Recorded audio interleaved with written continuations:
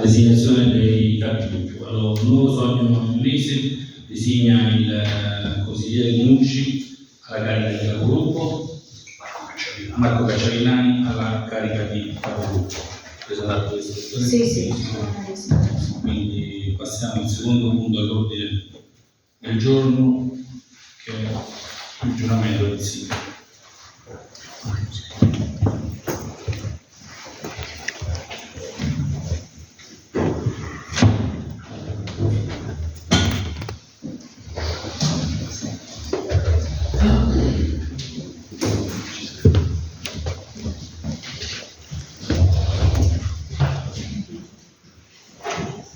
Giuro di osservare lealmente la Costituzione italiana.